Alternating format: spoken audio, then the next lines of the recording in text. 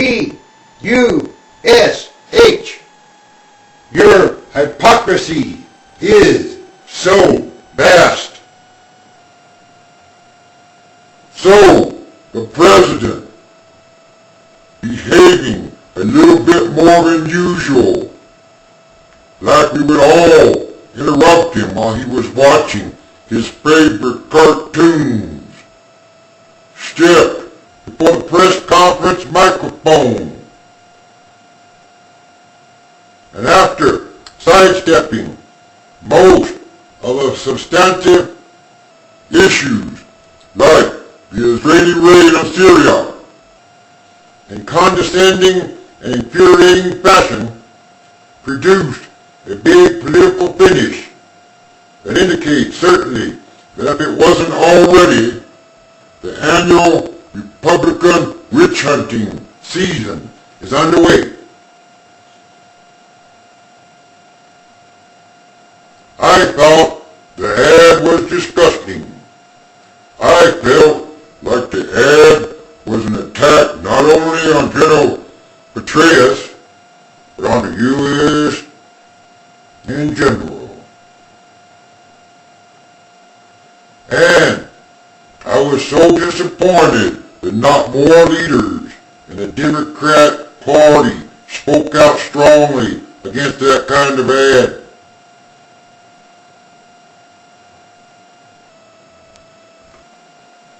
And that leads me to come to this conclusion, that most Democrats are afraid of irritating a left-wing group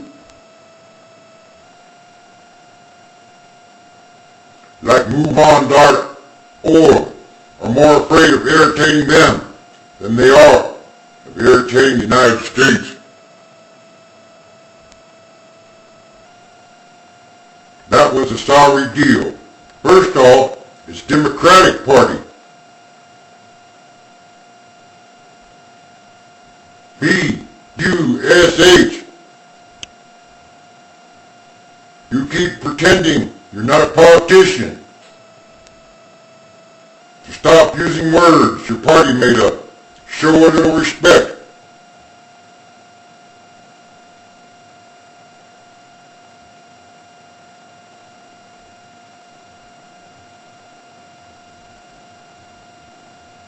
Bin Laden. The rumored quote of 6 years ago about having bought suitcase bombs. All set against the ticking clock. And finally, a blinding explosion and a dire announcement. These are the stakes. Vote November 7th.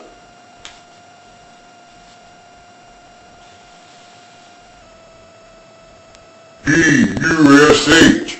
Terrorizing your own people in hopes of getting the vote for your own party has never brought as much as a public comment for you. Like the Republican hamstringing of Captain Max Cleland and lying about Lieutenant John Kerry met with your approval back in 2004,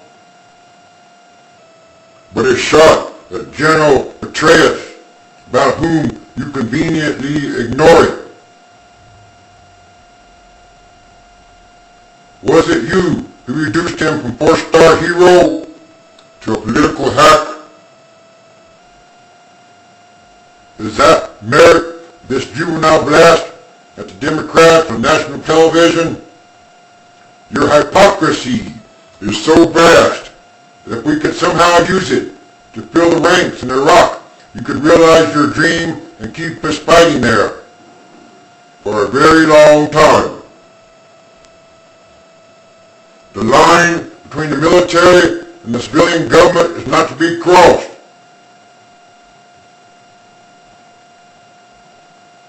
When Douglas MacArthur attempted to make policy for the United States and Korea half a century ago, President Truman moved quickly to fire him, even though Truman knew it meant his own political suicide. When George McClellan tried tried to make policy for the Union in the Civil War, President Lincoln finally fired his chief general, even though he knew McClellan could galvanize political opposition, which he did.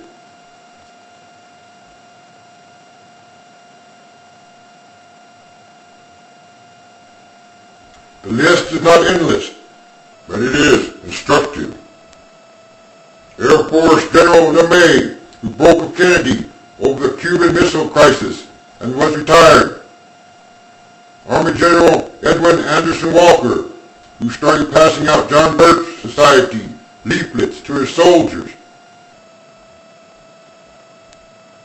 Marine General Smedley Butler, who revealed to Congress the makings of a plot to remove FDR's president, and for merely being approached by the plotters, was phased out of the military hierarchy.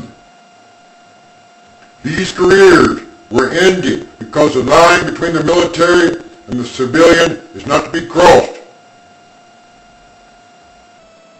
Mr. B.U.S.H., you had no right to order General Petraeus to become your front man,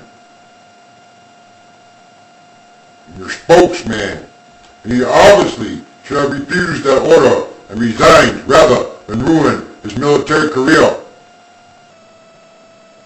The upshot is, and contrary it is, to the Move On advertisement, he betrayed himself more than he did us.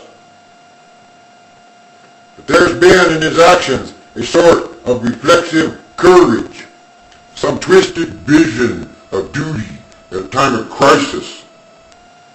That the man doesn't understand that serving officers cannot double as serving political ops is not so much his fault as it is your good, exploitable fortune or luck.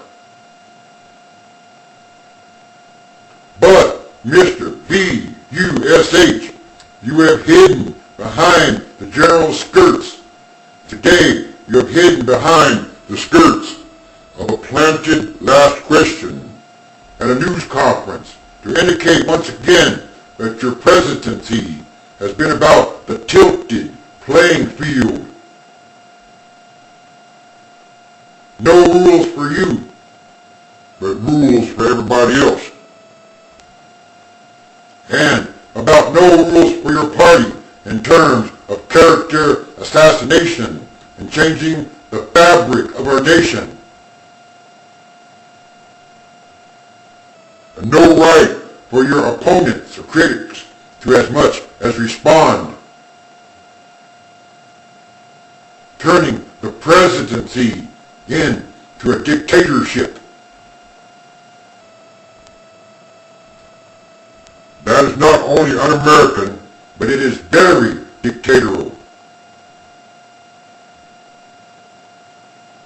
Yes, B.U.S.H., the president, is the Antichrist, as spoken of in Revelation